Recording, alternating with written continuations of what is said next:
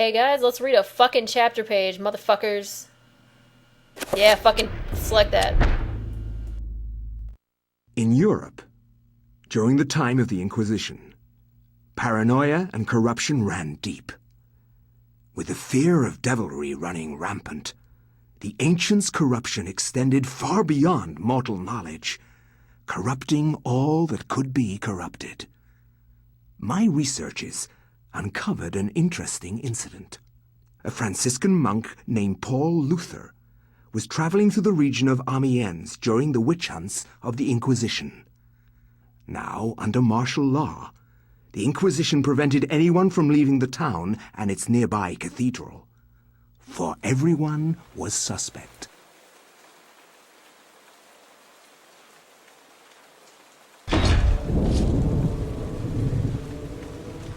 Welcome to Oubliette Cathedral, Brother Luther. I'm glad that our sacred order can bestow hospitality on our Franciscan brethren. I shall not impose, Excellency. I merely request lodging and a viewing of the sacred relic, the Hand of Jude. Many have traveled far and even risked their lives for a glimpse of the hallowed relic's true splendor. Of course, it would be wise to keep quiet during your stay. The Inquisition is here for a reason, brother. We seek to purge the deviancy from this town. I am sure that will not be a problem. Amiens appears to be a peaceful hamlet. It appears to be, but deviancy is secreted in the most deceptive places, which I believe is the case with Amiens. Then I wish you luck in your search. The Inquisition does not need luck, Brother Luther. Faith and purity are our guides.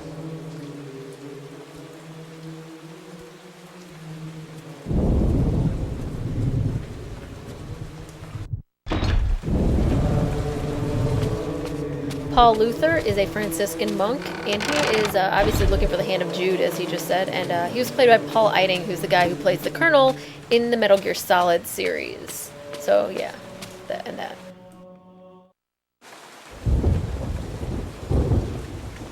For the love of God! God! Help! Come quickly!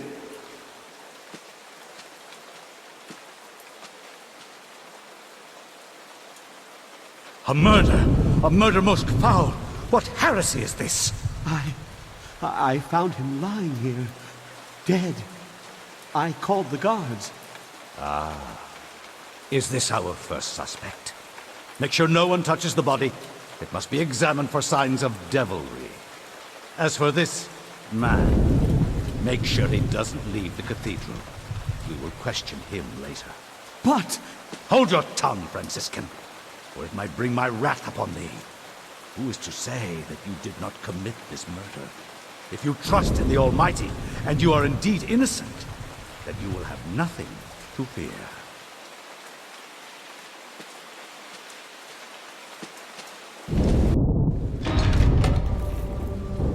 I could say something here, but there's another cutscene. Yeah, that's what's happening.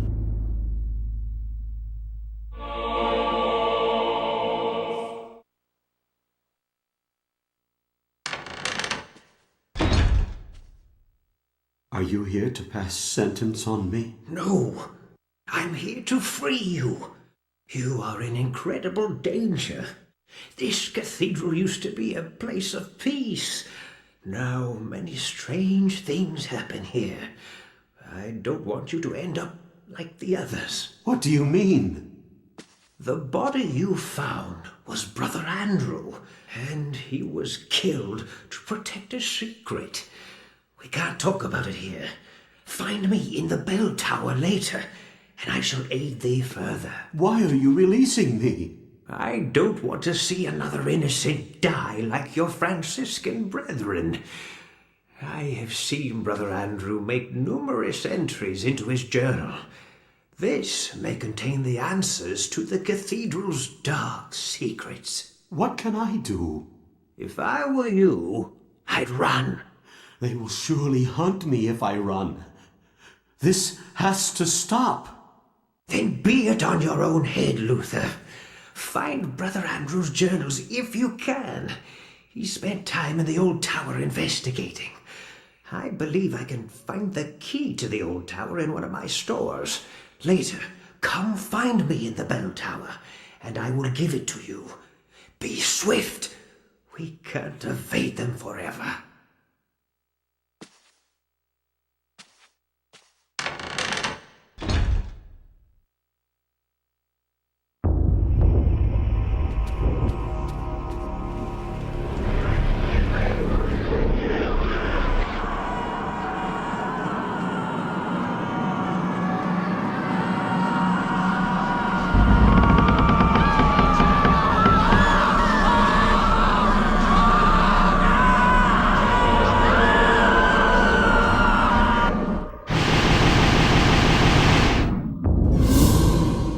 So for this video, we actually have Vega with us, the guy who did the gameplay for this this playthrough. Hi guys. And this level's really cutscene laden. Would you say? Yeah, I think we've already seen that.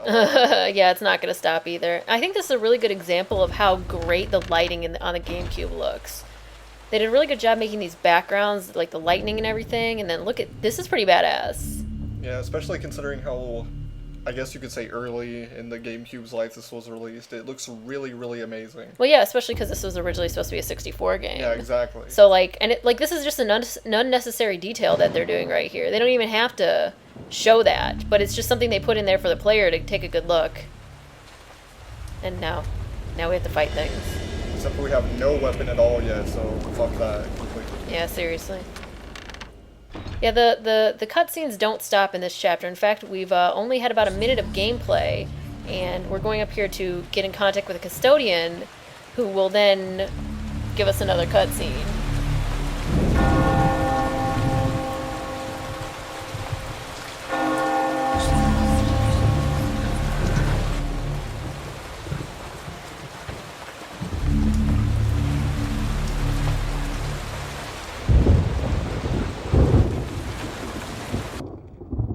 Ah, Brother Luther, not a moment too soon. As you have noticed, dread things inhabit this place. Shambling corpses, and worse. There is darkness at work here, in the midst of the Inquisition. I suspect it is worse than that, but I have no proof. Brother Andrew knew this also, and paid the price for it. Why are you telling me this? Perhaps you can finish off what Andrew started. Take this key. It unlocks the old tower. It has been sealed off since the Inquisition arrived. I intend to uncover the truth behind this. If you manage to uncover the source of darkness, return here, and I will do everything I can to help. Till then, brother, may your faith protect you.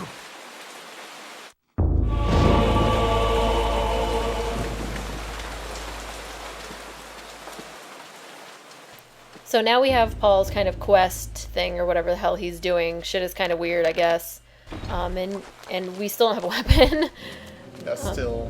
But the tower key is going to take us back to the place where we were when we were Anthony, back like the second or third part of the game.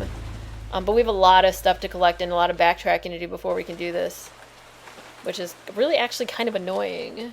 Yeah, especially considering Paul's, I guess, endurance is, at least seems to me to be very low, because he gets fatigued really quickly. Yeah, because like he is already, you can see Yeah, right here, already. he's already done running. He's going to walk really slowly for the rest of, yeah, you have to like, I mean, you even had to stop here.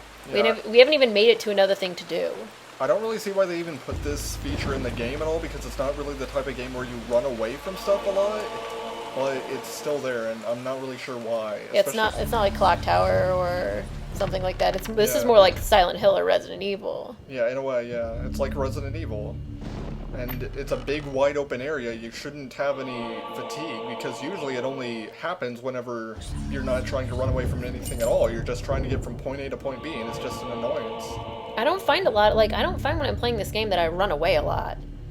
Like, I find that I mostly fight all the monsters I see. Yeah, there's never really an overwhelming amount of monsters. You can usually just So kill all of them in the room without any problem. Running away ends up just like stopping your gameplay rather than making like heightening any kind of sensation. And okay, so like here we are with a bunch of stuff that has to happen. We don't have a really set order specifically as to how things need to be, and the diary page will be in the thread if you would like to read that.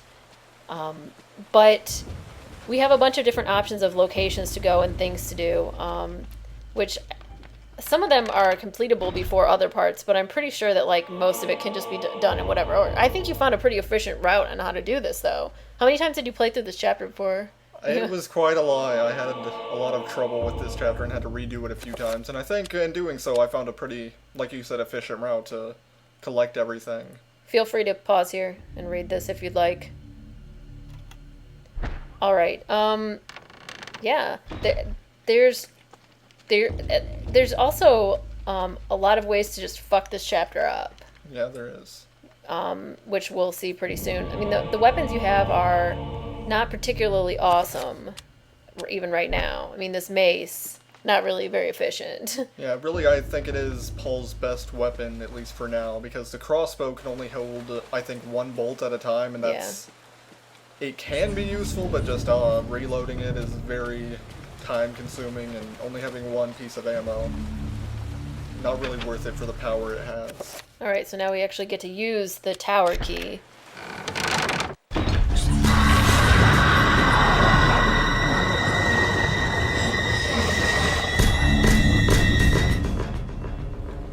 This is probably like the most difficult part of this chapter, I would say. Bone thieves are never, ever good news, really. Especially when they're inside of people. Like if they're outside, you're already like fighting them and you're already doing damage, but now it's just like starting over again. Yeah, but they still have that one-hit kill move. When they just jump on you? Right, they just jump on you and barrow themselves into your chest, and then you're dead. There's no real defense to that. You can have full health and still get killed.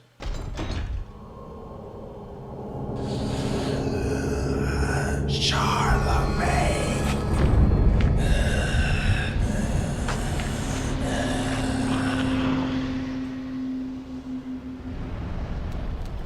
Poor Anthony. Seriously, like this is like the biggest tragedy of this game. Is this character, this poor Anthony right here, who's still like trying to save Charlemagne. It's been like 10,000 years or something, not 10,000, but it's been like 1,000 years. Yeah. And he's still like here with his two-edged sword, you know, waiting for it to save Anthony. Although like the fighting is pretty easy. I always thought this part of the game was actually really creepy.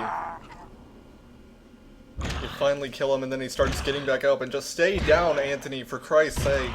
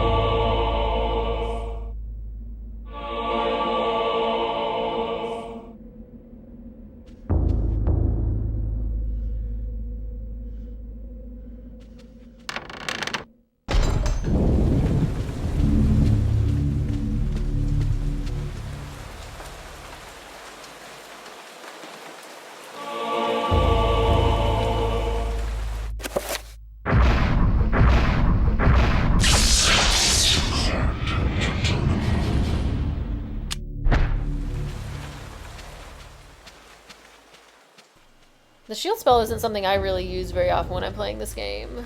Yeah, really it doesn't... I didn't find it had much use until the later parts of the game. Yeah, when they have special puzzles set up where you actually have to use it to trigger to not be freaking dead. Right. I mean, like to save your health, you have to use the shield spell, but at this point it's like kind of superfluous.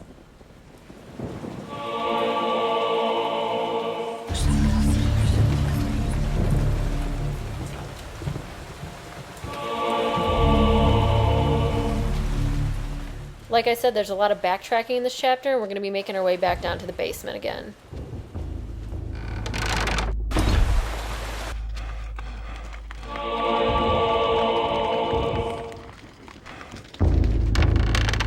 So this room is filled with some of our little friends here. Yeah, trappers, which are not friends at all. I'm actually going to use the crossbow here because for once it's actually useful. You always want to hit trappers from a distance, but I tend to not like using the crossbow, not only for the reasons I said before, but you can see right here, I start to reload, but then I move too quickly, and it stops, so I didn't reload. I'm trying to activate on this barrel there, but I had to end up reloading because I hadn't already done so.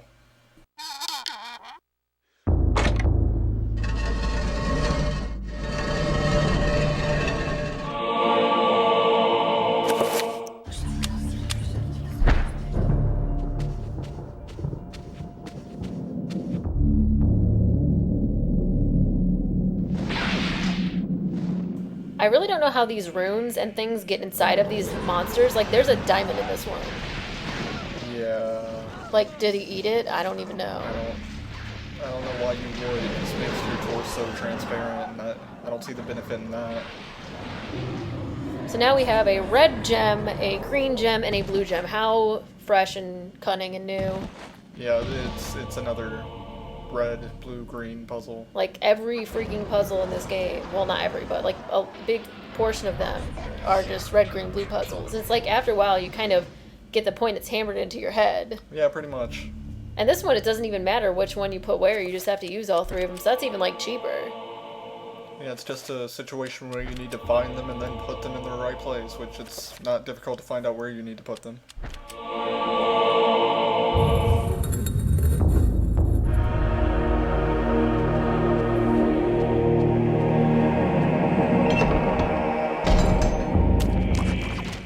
So we have the two-edged sword here, which is a much better weapon than the mace, but our first chance to use it is in this very narrow hallway, which we've seen in the past has been difficult. You notice I do a lot of vertical slashes in order to actually hit anything. It's like our first kind of moment of combat besides that horror. I mean, like, we've pretty much been able to run away from everything else. Yeah, pretty much. Or trappers, I mean, but you don't really, melee trappers at all. And even though our sanity's been pretty low, we haven't really experienced any sanity effects as Paul. I'm not really quite sure why. Sometimes it's the luck of the draw with sanity effects. They are random. Yeah, usually you only get very subtle ones, such as like the walls bleeding and things like that.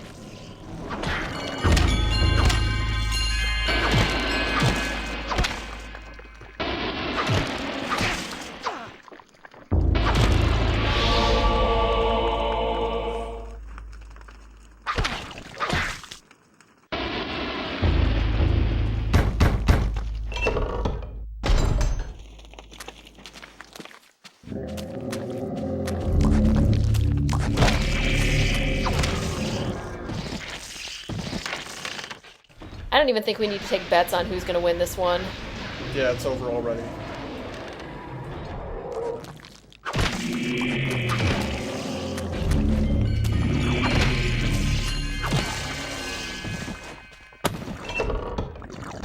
So that puzzle with the urns from Anthony's chapter is just completely gone now. I mean, this chapter isn't really puzzle-based at all. Yeah, last time we had to do a lot of things with fixing urns and putting water in them and all that. But here you see the floor panel is actually completely gone. All we have is bacon zombies. And you just gotta push it, and then it opens. Yeah, all Paul has to do is just push the shelf instead of any complex puzzle at all.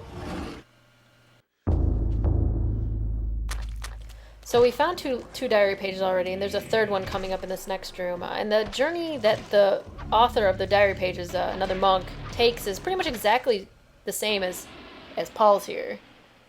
He all he wants to do is, now that he's found this evil, is just the last page. He says that he must remove it or let others know that they need to follow him to prevent this from happening.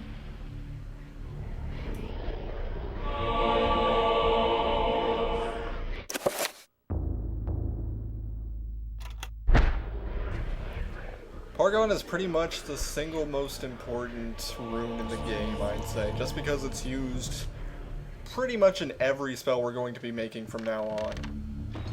It's still kind of a filler, but it is like the power-up, I guess, version of that. It is a filler, but it's still a necessity in making spells.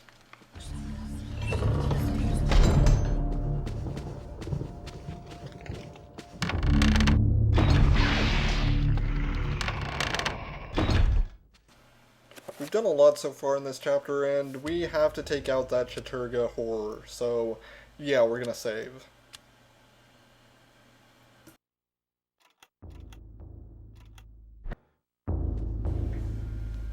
Okay, before we do anything though, definitely gonna wanna enchant my item.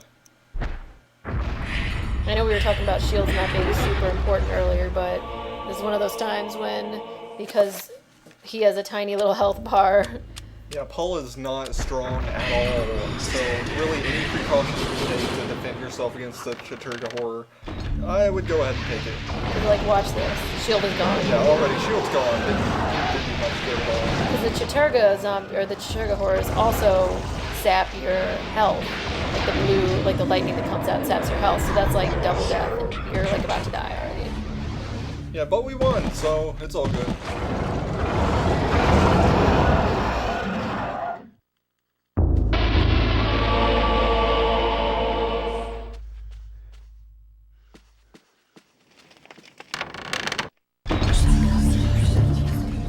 Now we need to go see the custodian, but we haven't played our piece of music yet, so let's go do that first.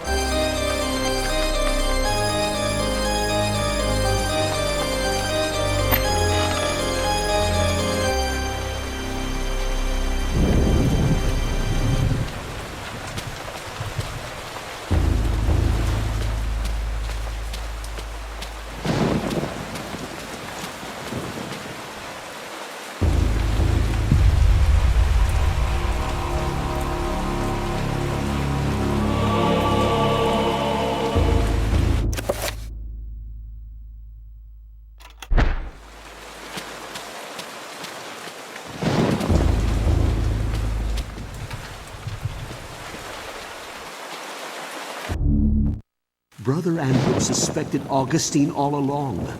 I managed to find remnants of his journal, and it all points to Augustine's involvement with a paganistic cult operating inside the cathedral. Aye, the cathedral's dark secret has been uncovered. I too suspected this, but was too afraid to act. Augustine himself is a heretic. He has covered his tracks well, claiming that the sacred relic, the Hand of Jude, was stored here. He had those who came to see it murdered. The Hand of Jude never existed. And with that realization, the trap closes, brother. My days here are numbered. I awoke to find this cruel dagger placed upon my pillow this morn. It can only mean one thing. I know too much, and they are moving to silence me. I can only hope that what little faith I have left is enough to save my soul.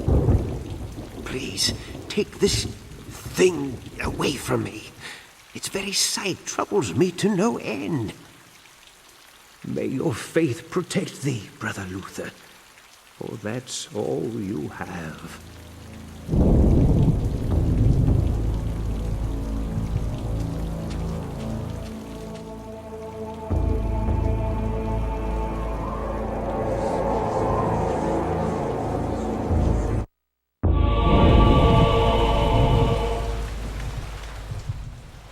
Now that we've climbed all the way back up to the top, it's time to go all the way back down. And now we're back here in the room where the Chattur'gha horror was, and some of you may be wondering why we even bothered to kill it in the first place. Basically because right now it would be directly in our way, and so we just got him killed ahead of time.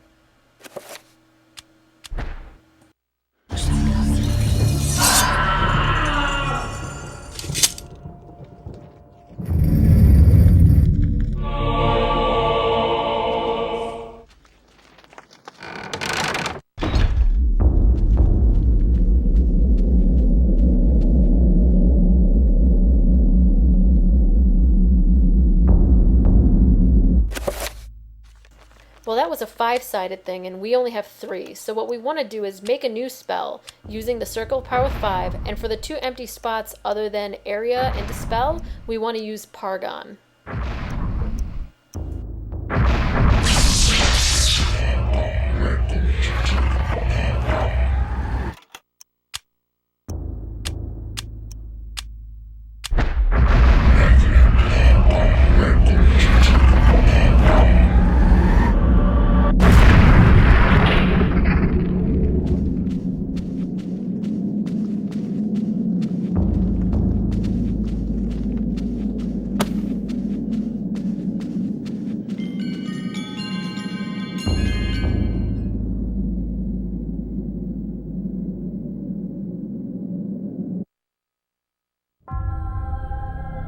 You are a clever man, Brother Luther. Wanting answers to clarify your new position as fugitive, you seek them out, and this is what you find. Tell me, what does a man such as yourself think of when he finds a viper's nest of heresy? When he finds the very source of corruption? I think of irony. Irony of what you, masquerading as a member of the Inquisition, stand for. And that you stand for evil. Evil is merely a perspective which no longer concerns me, Luther. You will be executed in the most painful manner imaginable. After we have broken your frail body and mind, in the name of our true Lord, Xenatoth. Come, my children, feast on this morsel, and let us return to our preparations.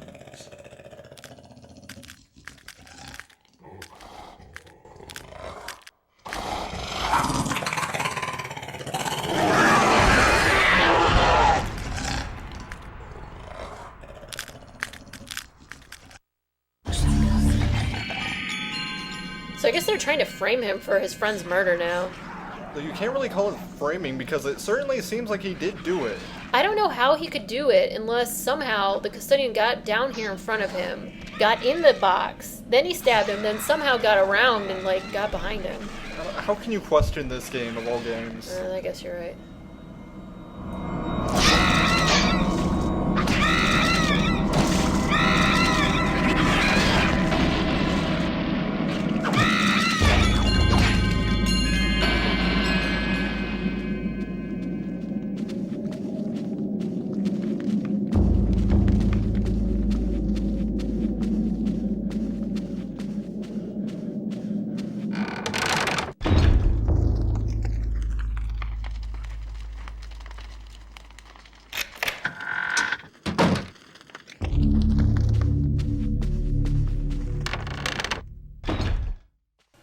I kind of find this part of the level to be pointless. You're just kind of walking down hallways for a minute. I mean, they could have just cut this part out. Personally, I like it. I think it adds a lot of suspense. You're following the bishop once again. Yeah, well. Here we are. We're kind of at the end for him.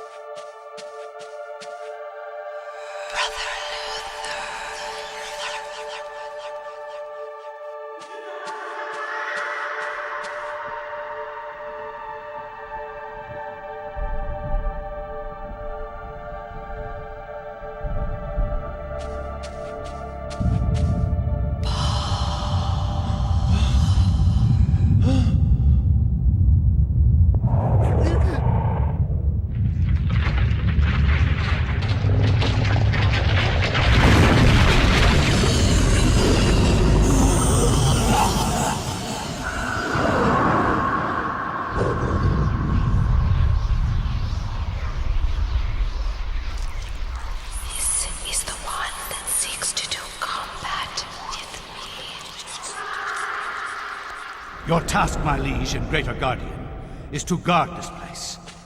Do not worry about this worm. His kind yelps in terror at the sight of your mightiness. We will dispose of him ourselves.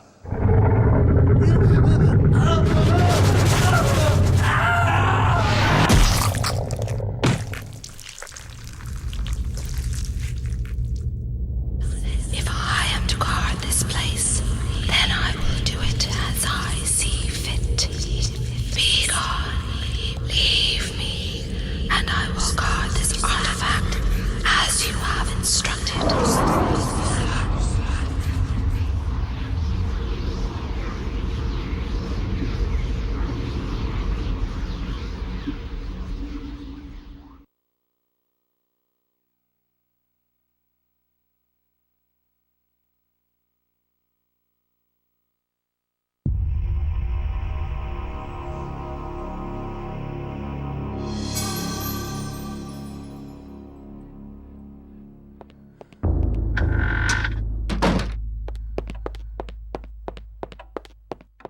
Well, the last thing we need to do is find ourselves a chapter page, and the only real thing in the chapter that had any kind of puzzle was the piano music. So we're going to actually go find the piano, which is in the back room over here, and play ourselves a little ditty about Jack and Diane.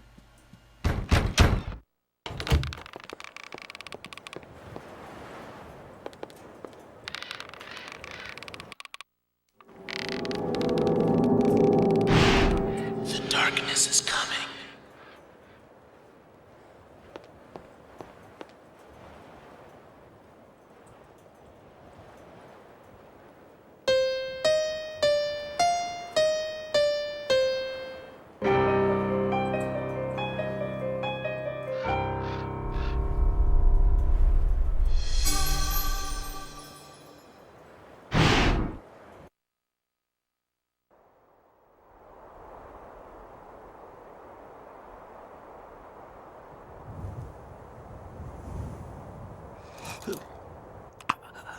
Who are you?